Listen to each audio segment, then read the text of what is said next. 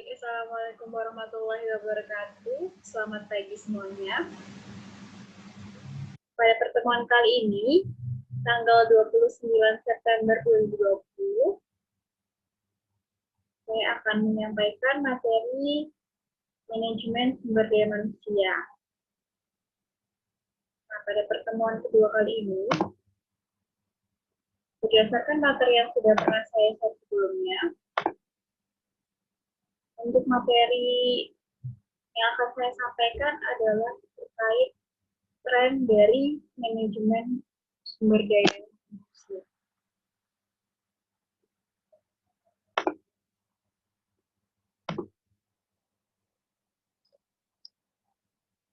Nah, jadi tren manajemen sumber daya manusia ini itu adalah terkait dengan sumber daya manusia yang ada di dalam suatu perusahaan. Yang pertama akan kita pelajari di sini adalah terkait perubahan angkatan kerja.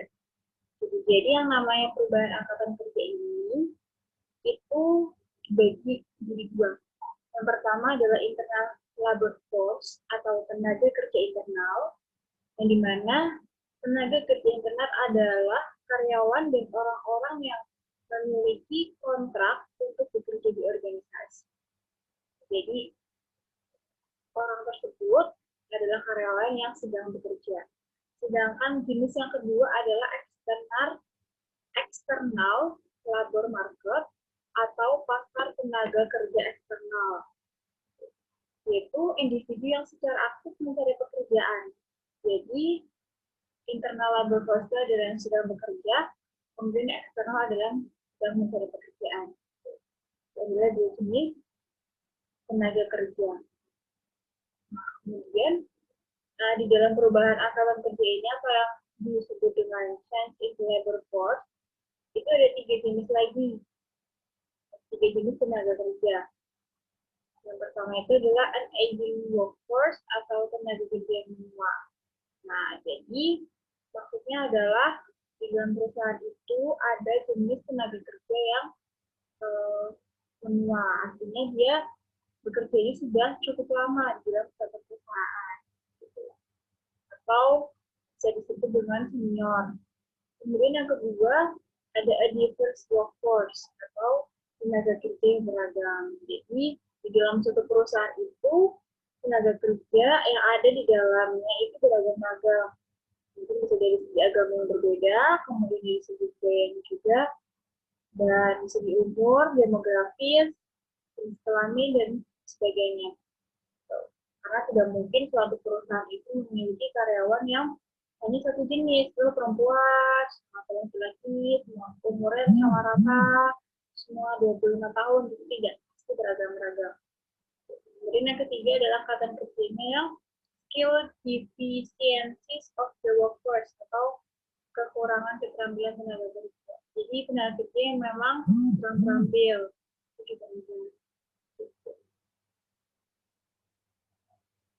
Maka perlu yang namanya dilakukan pelatihan kepada tenaga kerja tersebut. Ini adalah beberapa jenis dari angkatan kerja di dalam perubahan angkatan kerja. Nah, kemudian ya, di sini ada high performance atau sistem kerja berkinerja tinggi, yaitu adalah organisasi yang paling cocok antara sistem sosial mereka atau orang dan cara mereka berinteraksi dan sistem teknis atau peralatan dan proses. Jadi ini adalah terkait dengan sistem kerja berkinerja tinggi. Ada seperti apa gitu. Nah, di sini ada tiga sistem kerja yang performanya tinggi, yang bisa membuat kerjanya itu performanya bagus gitu.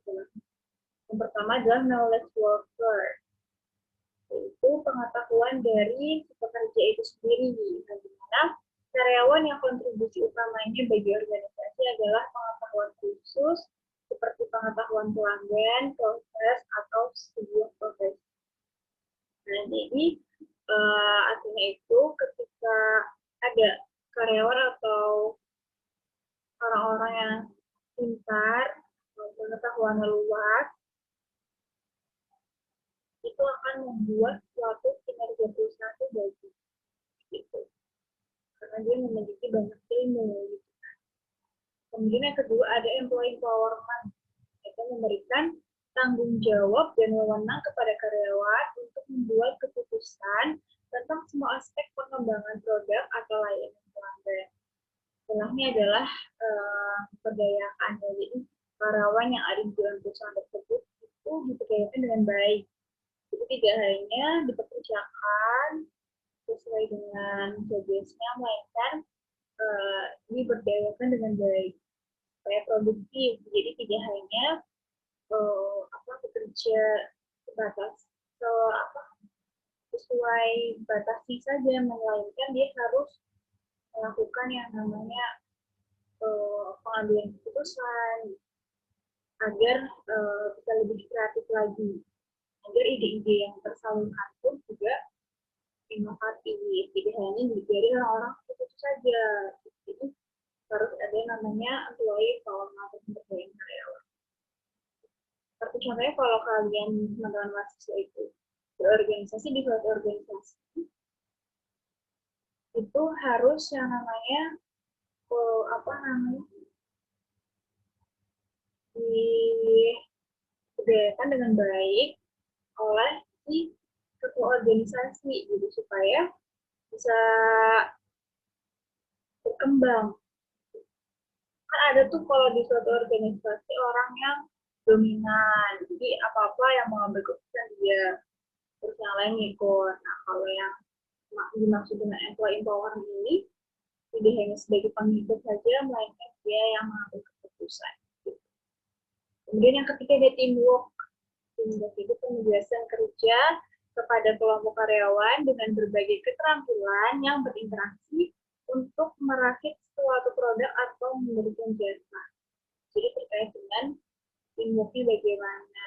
Jadi harus baik, harus kompak. Kalau suatu teamwork tidak kompak, maka pekerjaannya akan berantakan gitu. Maka gimana caranya supaya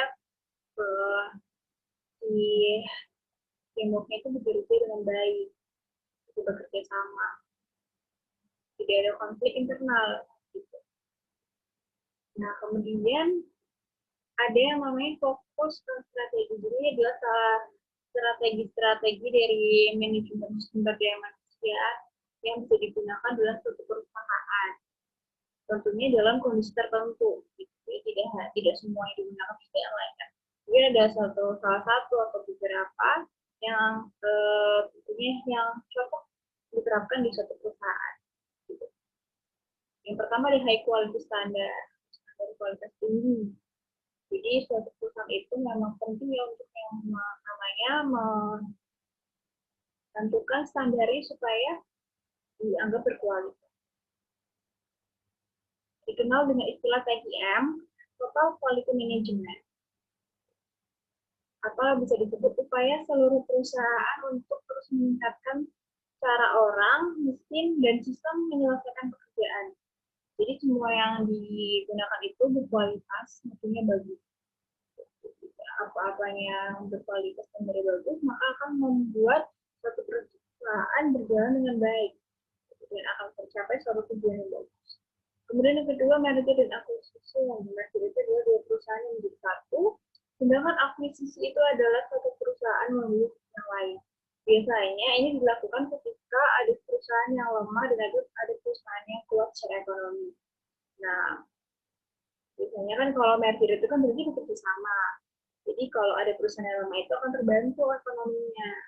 Dan perusahaannya pun akan terselamatkan.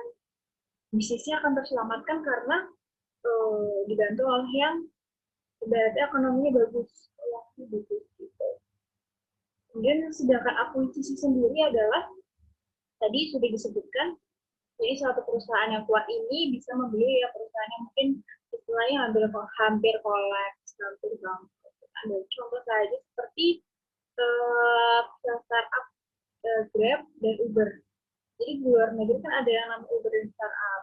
Jadi startup Grab ini mengakuisisi Uber karena Uber itu mungkin sudah hampir kondisi perusahaannya sudah tidak baik. Gitu. Kemudian ada Microsoft mengakuisisi Nokia, gitu. Kemudian ada mergernya itu ada salah satu contohnya itu Bank CIMB Niaga itu adalah hasil dari merger Bank CIMB Niaga dan Bank. Untuk contoh-contoh lainnya itu pasti masih banyak ya, nanti coba dicari sendiri. Kemudian yang ketiga ada downsizing atau perampingan, yaitu mengurangi beban tenaga kerja. Tentunya ini dengan suatu alasan, biasanya perusahaan itu memang sedang dalam dari segi keuangan itu kurang baik, jadi ada dilakukan yang namanya perampingan. Gitu. Nah, dan kalau perampingan, otomatis gaji yang dikeluarkan oleh perusahaan itu akan tidak banyak, jadi bebannya lebih sedikit. Jadi biasanya strategi yang dipilih oleh perusahaan ketika kondisinya tidak baik. Kemudian yang keempat ada re-engineering atau tinjauan lengkap atas proses kerja penting organisasi untuk membuatnya lebih efisien dan mampu memberikan kualitas yang lebih tinggi. Jadi dievaluasi. Kemudian yang kelima ada outsourcing atau praktik meminta perusahaan lain atau vendor, kemudian pihak ketiga atau konsultan untuk menyediakan layanan. Outsourcing itu udah sering atau tidak asing ya di bidangnya kita. Salah satu contohnya itu adalah Bank BRI, itu biasanya memang rekrutmennya itu menggunakan vendor, yaitu namanya kalau nggak salah itu TKS. Itu adalah vendor dari bank. Kemudian yang terakhir ada memperluas perusahaan ke pasar global. Untuk bertahan hidup mereka harus bersaing di pasar internasional serta menangkis upaya pesaing asing untuk mendapatkan tempat di atas. Jadi maksudnya ini adalah ada beberapa perusahaan yang memang memilih untuk memperluas perusahaannya di luar negeri. Gitu. Biasanya itu perusahaan-perusahaan yang mungkin besar dan dia itu ingin berkembang. Nah, ini adalah ada beberapa jenis memperluas perusahaan ke pasar global. Itu dia di global workforce atau yang istilahnya kita kenal dengan offshoring. Jadi offshoring itu adalah memindahkan operasi dari negara tempat perusahaan berada bermarkas di negara tempat membayar tarif lebih rendah, tetapi keterampilan yang diperlukan tersedia. Jadi ini memang karena ini bukunya adalah buku translate bahasa Inggris ke bahasa Indonesia, jadi bahasanya itu agak kurang mudah dipahami. Tapi ini adalah suatu perusahaan ini itu memilih suatu daerah yang memang pembayarannya itu biayanya lebih murah di operasionalnya, sehingga akan lebih meringankan beban perusahaan. Gitu. Jadi dia melakukan yang namanya the global work, yaitu memperluas perusahaannya ke pasar global, ke pasar yang tarifnya lebih rendah daripada tarif yang ada di negaranya dia. Gitu. Biasanya Amerika kan cenderung yang mahal-mahal ya, nak. Jadi Amerika ini biasanya milih perusahaan negara yang mungkin lebih dianggap biayanya lebih rendah dibandingkan ketika perusahaan itu dibangun di Amerika. Gitu. Kemudian ada international assignment atau karyawan yang mengambil tugas di negara lain. Itu juga bentuk lain dari memperluas perusahaan ke pasar global. Selanjutnya adalah teknologi yang selanjutnya HRM. Maksudnya adalah teknologi merubah MSDM. Bagaimana teknologi merubah MSDM gitu ya? Nah, di sini ada istilah HRIS atau Human Resource Information System gitu ya. Sistem informasi seperti manusia. Itu adalah sistem komputer yang digunakan untuk memperoleh, menyimpan, memanipulasi, menganalisis, mengambil, dan mendistribusikan informasi yang berkaitan dengan sumber daya manusia organisasi. Nah, jadi terkait dengan teknologi. Jadi SDM yang diteknologikan gitu. Ada 3 bentuk. Yang pertama di internet ekonomi. Jadi di internet ekonomi tentunya pemanfaatan internet ya untuk keperluan SDM. Kemudian yang kedua elektronik human resource management, ini sama aja, hampir sama sih, ini lebih ke kayak prosesnya, pemrosesan dan transmisi dari HR digital informasi, khususnya menggunakan komputer jaringan internet. Jadi kalau internet ekonomi itu bisa melakukan aksesnya melalui internet, bisa melakukan rekrutmen dengan sosial media internet. Tapi kalau yang di HRM itu adalah lebih ke software-nya. Jadi ada wadahnya untuk yang namanya membuat suatu informasinya itu disimpan dengan baik, seperti mungkin cloud, Google Drive gitu. Nah, itu bisa salah satu HRM, salah satu contoh. Kemudian yang ketiga itu sharing of human resource information. Itu sistem di mana karyawan memiliki akses online informasi tentang masalah SDM dan online untuk mendaftarkan program diri mereka sendiri dan menyediakan umpan balik melalui survei. Jadi ini mungkin bisa ada kayak wadah untuk karyawan-karyawan untuk sharing gitu, sharing kendalanya apa.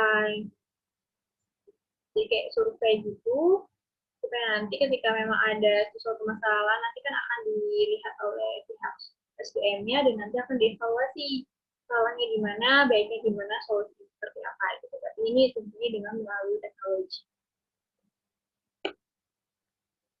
Kemudian di sini ada teknologi mempengaruhi MSDM.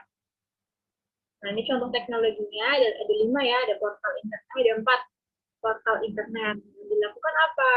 Menggabungkan data diri beberapa sumber ke dalam suatu situs, memungkinkan pengguna menyesuaikan data tanpa ketergantungan pemrograman.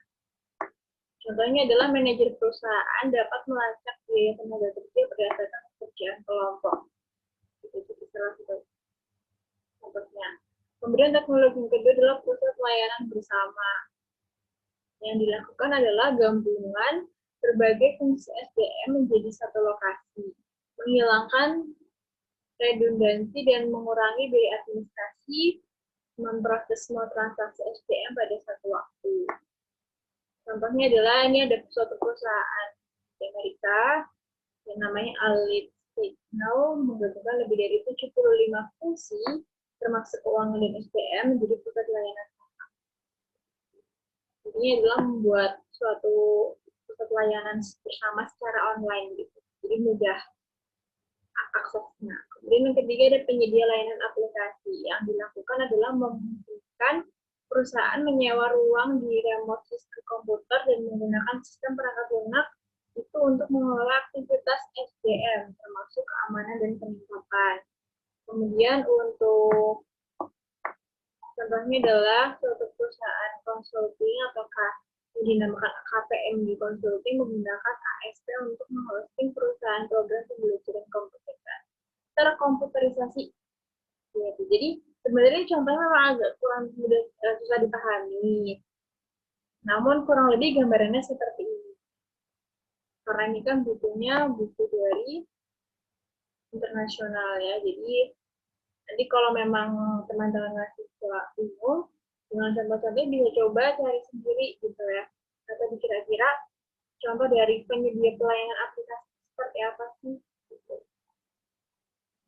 Kalau yang di Indonesia gitu. Kemudian yang keempat ada business intelligence. Yang dilakukan adalah memberi wawasan tentang tren bisnis dan pola serta membantu bisnis meningkatkan keputusan. Dan contohnya adalah manajer menggunakan sistem untuk menganalisis biaya tenaga kerja dan produktivitas di antara yang berbeda kelompok karyawan. Jadi ini artinya cukup ini ya, susah. Intinya itu adalah manajer, misal manajer sumber daya manusia ini itu menggunakan sistem untuk yang namanya menganalisis biaya-biaya yang ada, biaya pengeluaran, tentunya berkaitan dengan tenaga kerja seperti gaji, salary, insentif, kompensasi, dan seterusnya. Gitu. Untuk karyawan-karyawan yang ada di perusahaan. Next. Implikasi MSDM untuk praktek SDM. Praktek MSDM, manajemen sumber daya manusia ya, analisis dan desain pekerjaan. Aplikasinya, yaitu karyawan di lokasi yang tersebar secara geografis dapat bekerja sama di tim virtual menggunakan video, email, dan internet. Kemudian untuk rekrutmen, pasti posting lowongan kerja online. Kandidat dapat melamar pekerjaan secara online. Kemudian yang ketiga ada pelatihan. Pembelajaran online dapat memberikan pelatihan kepada karyawan di mana Kemudian ada seleksi. Aplikasinya adalah simulasi online, termasuk tes, video, dan email, dapat mengukur kemampuan kandidat kerja untuk menghadapi tantangan bisnis di kehidupan nyata. Kemudian yang kelima adalah kompensasi dan benefit. Indikasinya karyawan dapat meninjau informasi gaji dan bonus, dan mencari informasi tentang tunjangan gitu ya, tentang tunjangan dan mendaftar dalam rencana tunjangan.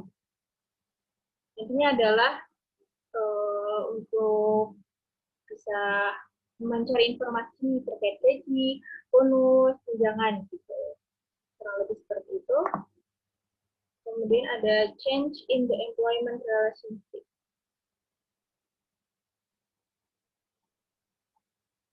Hubungan perubahan karyawan gitu ya. Yang pertama itu ada a new psychological contract dan yang kedua flexibility atau fleksibilitas. Jadi new psychological contract ini adalah apa yang seorang karyawan harapkan untuk berkontribusi dalam hubungan pekerjaan dan apa yang atasan akan sediakan untuk karyawan sebagai pengganti kontribusinya. Gitu. Jadi ini ada itu definisi dari new psychological contract. Kemudian fleksibilitas ada dua, yaitu flexible staffing level dan flexible work schedule. Yaitu kalau flexible staffing level itu salah satu yang dapat dengan cepat dibentuk ulang dan diubah ukurannya oleh organisasi untuk memenuhi kebutuhannya yang terus berubah. Jadi hubungannya itu fleksibel berdasarkan level dari staff yang ada di suatu perusahaan. Kan kalau staff yang di perusahaan kan berbeda-beda levelnya, tidak mungkin dalam satu level. Kemudian yang kedua, flexible work schedule itu memberikan jadwal kerja yang fleksibel untuk melindungi waktu luang karyawan dan menggunakan waktu kerja karyawan secara lebih produktif. Jadi artinya adalah perusahaan menerapkan yang namanya jam kerja yang fleksibel, jadi tidak yang harus jam 8 sebelum 5, melainkan bisa jam berapa aja, yang penting pekerjaannya selesai, itu kan ada perusahaan seperti itu. Yang penting targetnya tercapai. Biasanya ini oleh tim marketing yang sales itu biasanya karena dia kerja di lapangan, cuman orientasi target, jadi tidak perlu harus jam kerjanya itu di kantor jam 8 sampai jam 5, melainkan dia harus skip target gitu. Nah, ini biasanya diterapkan flexible work schedule. Nah, ini metode dalam flexible staffing level itu ada 4. 4 yaitu kontraktor independen, atau individu swasta dengan banyak klien.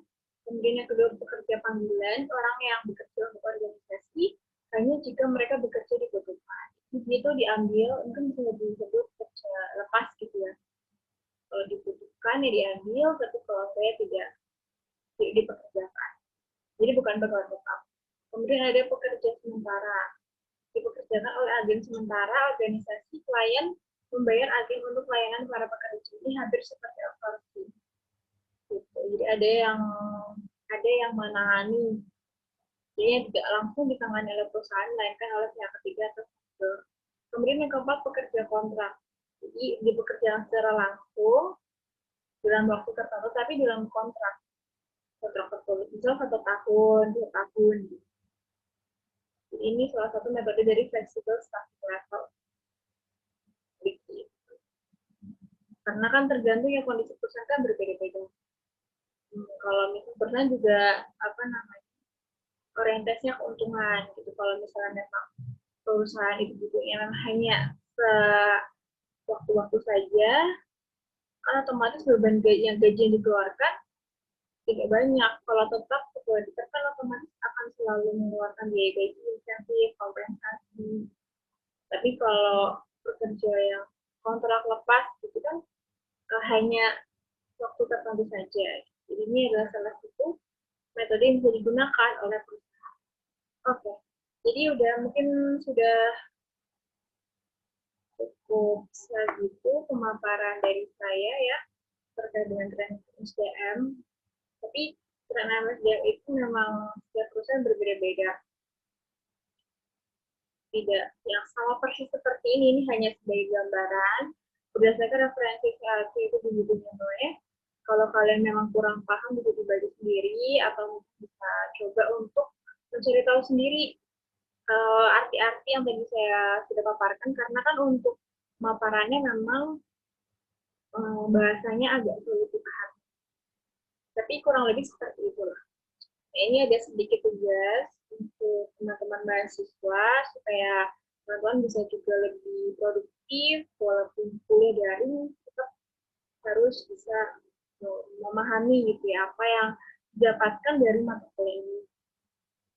Tugasnya nanti akan saya lampirkan di assignment. Yang pertama ini ada ABC, yang kedua satu, yang ketiga satu. Jadi ya 3 soal. Jadi pertanyaan pertama adalah mengapa organisasi atau perusahaan melakukan outsourcing. Tadi sudah dijelaskan di bagian strategi ya, strategi SDM itu outsourcing. Nah itu menurut teman-teman tuh kenapa perusahaan itu melakukan outsourcing? Apakah ada alasannya gitu? Kemudian kedua, bagaimana outsourcing mempengaruhi peran divisi sumber daya manusia. Jadi kan di suatu perusahaan kan ada manajemen SDM. Nah, apa pengaruhnya ketika perusahaan tersebut menerapkan outsourcing? Kan kalau outsourcing berarti dia menggunakan pihak ketiga atau vendor. Berarti kan yang di manajemen SDM itu kurang berguna. Bukan kurang berguna, lebih ke pekerjaannya kan tidak terlalu banyak gitu kan. Nah, jadi pengaruhnya itu apa menurut teman-teman mahasiswa? Apakah setuju demikian atau mungkin ada alasan lain? Kemudian yang 1C itu, apakah Anda akan lebih tertarik pada peran profesional SDM dalam organisasi yang banyak aktivitas SDM atau di perusahaan yang memiliki kontrak dengan outsourcing? Kenapa? Jadi maksudnya adalah kalian lebih suka yang ada outsourcing atau enggak gitu. Ini gitu sih. Kemudian yang kedua, pertanyaan kedua adalah teknologi yang seperti apa yang berpengaruh pada manajemen sumber daya manusia saat ini.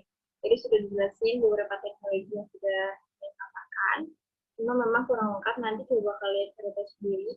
Menurut kalian itu teknologi yang berpengaruh, yang paling berpengaruh itu apa? Salah satu aja. Kemudian yang ketiga, berikan salah satu contoh penerapan strategi MSDM di suatu perusahaan. Nah, contohnya tuh,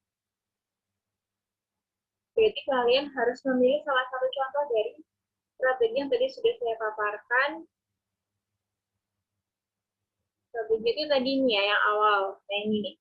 Di antara high quality standard, merger acquisition, downsizing, re-engineering, outsourcing, gitu-gitu. Ini kalian pilih salah satu untuk pertanyaan ketiga. Jadi berikan contohnya. Jadi nanti kalian menjawab sebisanya aja, tidak perlu lagi ke saya cuma tinggal melihat jawaban dari kalian. Jadi jadilah mahasiswa yang memang kooperatif, inovatif, dan kreatif ya. Oke, cukup sekian pemaparan dari saya, semoga bermanfaat untuk kalian semua.